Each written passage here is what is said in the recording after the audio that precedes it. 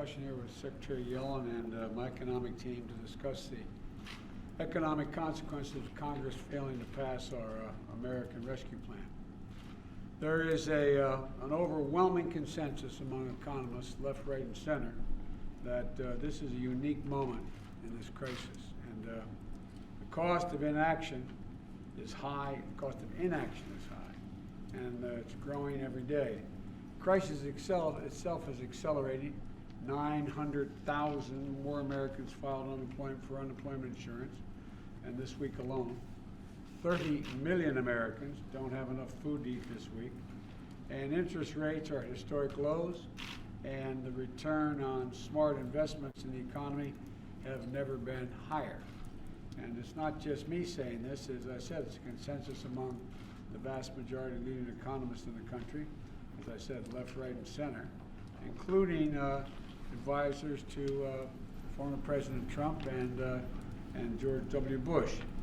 And so I've been meeting all morning with other folks as well. The notion here is we have to act now. There's no time for any delay. And so we could end up with 4 million fewer jobs this year, according to Moody's, a Wall Street firm, and it could take a year longer to return to full employment if we don't act and don't act now. We could see an entire cohort of kids with a lower lifetime earnings because they're deprived of another semester of school. Millions of parents, and maybe some of you, millions of parents are, particularly moms, are forced to stay home, reducing the family wages, and if they're a single wage earner, it's really difficult, and future job prospects that they have no choice but to stay home and take care of their children. Millions of people are out of work, unemployed. Future millions are held back for no good reason other than our failure to act. So the choice couldn't be clearer. We have learned from past crises the risk is not doing too much, the risk is not doing enough. And this is the time to act now. I've asked Secretary Yellen, who's been leading this effort, to come in and we're going to go into some detail among ourselves, but I think she has a statement to make as well. Thank you very much, Mr. President. Well, there is a huge amount of pain in our economy right now, and it was evident in the data released yesterday. Over 1 million people applied for unemployment insurance last week, and that's far more than in the worst week of the Great Recession.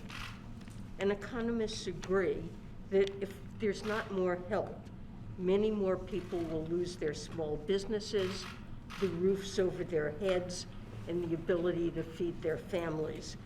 And we need to help those people before the virus is brought under control. The President's American Rescue Plan will help millions of people make it to the other side of this pandemic. And it will also make some smart investments to get our economy back on track. I want to emphasize the President is absolutely right. The price of doing nothing is much higher than the price of doing something, and doing something big. We need to act now, and the benefits of acting now and acting big will far outweigh the costs in the long run. Thank you guys. Mr. President, what do you think of the Johnson & Johnson results? Let's go. Thank you guys.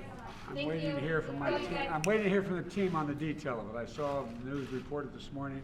I haven't had a chance to speak with Dr. Fauci. One point I want to make that the Secretary made, and let's get this straight. It's not only that people will be badly, badly hurt if we don't pass this package, in terms of increased rate of death, in terms of poverty, a whole range of things. But we will also be hurt long-term economically. We need to make these investments so the economy can grow the remainder of this year and next year. The investments now will help the economy grow. It will not, in fact, put a drag on the economy of spending this money. It'll do the exact opposite.